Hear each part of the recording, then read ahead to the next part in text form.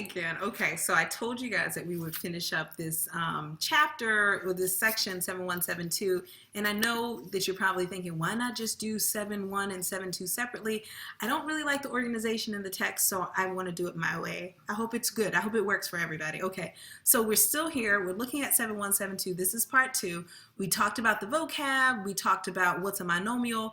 I gave you these rules. These rules are important. You want to have them handy while we do the next few examples. So looking at example 2, what we're thinking about here is we need to multiply each expression. So in a sense, we're simplifying it.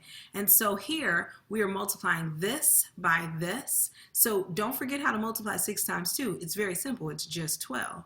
So we've taken care of the numbers. Now we've got to multiply n to the third power times n to the 7th, which is the first rule that we talked about. When you have a base, two numbers that have the same base, two different exponents or two exponents, we just add them. So n to the 3rd times n to the 7th is n to the 10th. And that's it. All right, so we end up with 12 times n to the 10th. Here, we're going to do the same thing. There's a 3 here, and we understand that there's a 1 here, so 3 times 1 gives me 3.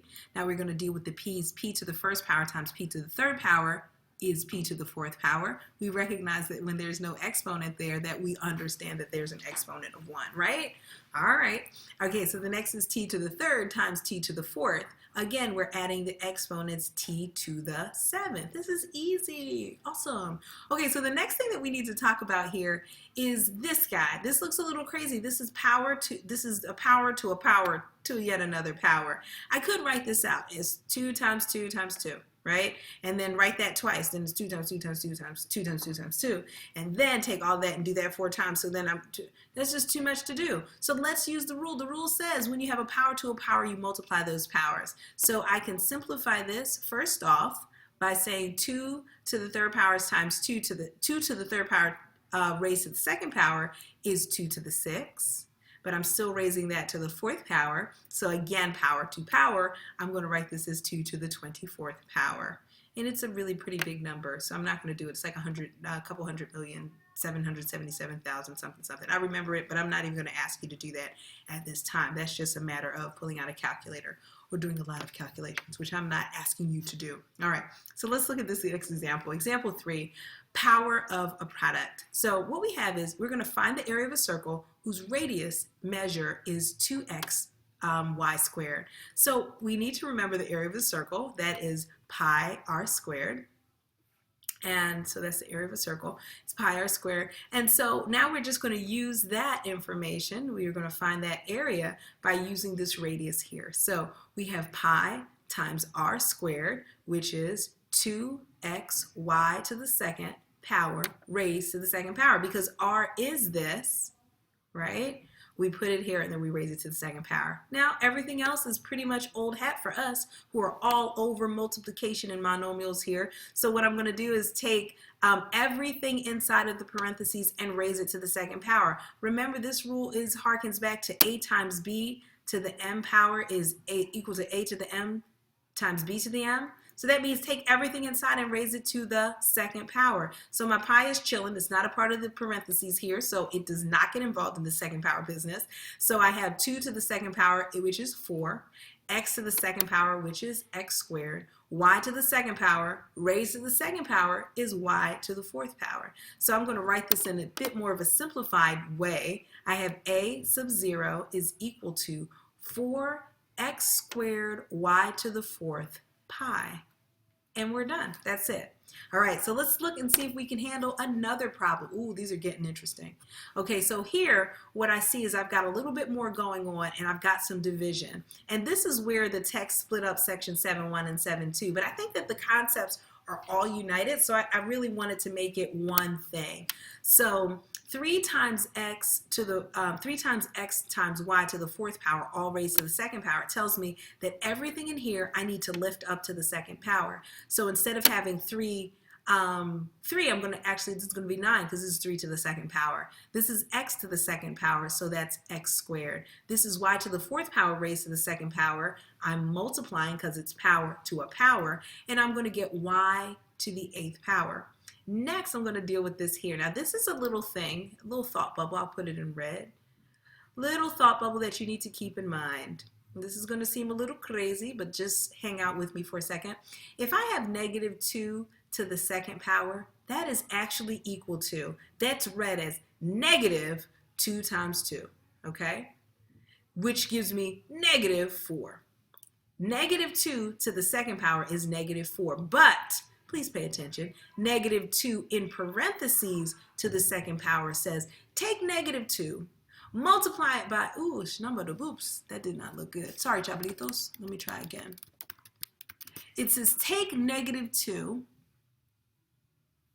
don't move the, take negative 2, and then take negative 2 again and multiply those together. So negative 2 times negative 2 is a positive 4. This is a subtle difference that many students get confused with, but the take home is negative 2 to the second power equals negative 4, because the parentheses is not, that the parentheses, the negative sign is not being lifted to the second power. So it's not negative 2 times negative 2, it's negative 2 times 2. Okay, and then negative 2 in parentheses to the second power is something totally different. It is positive 4. So I want you to keep that in the back of your mind when you're doing these problems. We may not come to too many places where that is a problem, but I do want you to know it for the future. Back to the lab, back to the problem. So negative 2 to the second power, that's the case where, that's this case here, where I'm taking negative 2, whole thing, because it's all in parentheses, and I'm lifting it to the second power, I'm going to get a positive 4. I'm leaving it in parentheses, in brackets, because I got to deal with this 3. So negative 2 to the second power is positive 4. Y to the second power is y squared. And then this whole thing is being raised to the third power. Now that we've got this thought out of our mind, I'm going to delete it and come back and use the space to finish off this problem. So now I've got to deal with this 3 here. So I'm going to rewrite this 9x squared y to the 8th times 4 to the third power is, this should be an 8, I don't know why it looks like an F. 4 to the third power is 64, because that's 4 times 4 times 4. And y to the second power raised to the third power is y to the 6th. All right, and then finally we're going to join our like terms together. Well, we're going to multiply our things with the same base, and we're going to get x squared y to the 14th, right? Because y to the 8th and y to the 6th add up the exponents, I get y to the 14th. And I'm going to multiply this 9 times 4, 9 times 64. 9 times 4 is going to give me 36. I can't do this fast, babies. 9 times 6 is going to give me 54, 55, 56, 57, and I get 576 x squared y to the 14th. You like it. It's good, right? I hope so. All right. So the next thing that we need to talk about is this problem here. This is akin to a over b to the m power is equal to a to the m over b to the m. All right. Notice I don't like using this word, but I kind of distribute the exponent around, right? Because it's kind of like I'm giving a little to you, all right. So that's happening. Let's go ahead and see how that impacts our problem. So 2 is affecting everything. This power of 2 is affecting everything inside. So this is 3 to the second power, which gives me 9, p to the third power to the second power, which gives me p to the 6th, and 7 to the second power, which gives me 49, and I'm done. That's it. There's nothing else to simplify. 9 and 49 do not have any common factors, so I'm not reducing. And that's that. So things get a little wild and complicated, and I've got lots of problems stuffed here, but I think you're going to find that this isn't so bad. So as I look at this, this problem here, you remember the rule, a to the 0 power is equal to 1. So I don't care what's going on up in here. If you're raising it to the 0 power, your answer is 1. Ultimately, the answer is 1. So that's this. That's this first part. This next one, I'm going to do it in blue just so I don't overlap. If I have x to the 5th power and then y to the 0 power, that's like having x to the 5th power times 1, because anything to the 0 power is 1 over x to the 3rd. So now I'm just going to use the rule, what was the second rule, where I subtract the exponents, and I'm left with x to the 2nd. Over here, this and these guys are going to require us to talk a little bit about a quick rule that I want you to keep in mind. Whenever I have a negative exponent, it causes me to move it to the other side and make it positive. So you guys remember that I had a to the negative m power is equal to 1 over a to the m. Notice I took this power, this a to the m, I put it in the denominator, and it became a positive power. So that happens even when you have it in the denominator. If it's in the denominator, you push it to the numerator and it just has the positive version of the power. I want to show you why, but I'm anxious because I have about 5 minutes left in this video, and this is going to cause us a little bit of time, like it's going to take us some time. So here's what I'm going to do. I'm going to do these problems and I'm going to explain it after. Let me see. Okay, no, I got time. I'm sorry, 5 minutes is good enough. Okay, so check this out. So here's why that happens. So I think you guys understood that a to the negative m was equal to 1 over a to the m. So let's think what happens if I have 1 over 3 to the negative second power, if I've got that in the denominator. So what this means, so this is like akin to r to the negative 2, what's going to ultimately happen. And what I'm telling you is that we're going to have r to the second power at the top. Why? Here's why.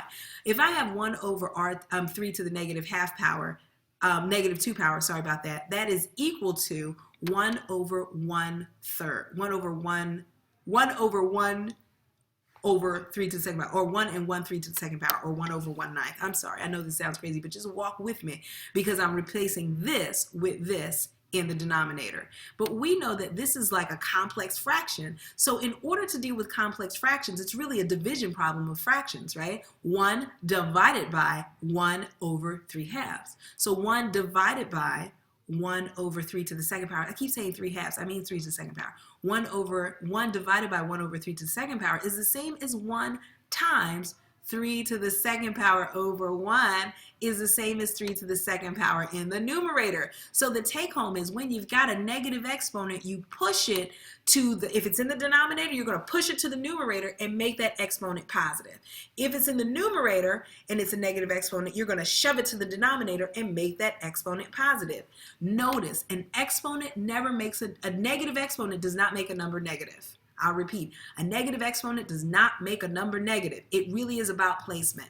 With that in mind, I'm going to take away this gobbledygook down here, and we're going to finish up these last examples. So here, r to the negative second is going to be pushed to the top, r to the second, and to the negative fifth will be pushed to the bottom, and to the positive fifth. P to the fourth will stay where she is. And we're done. There's nothing to simplify. You liked it. You loved it. All right.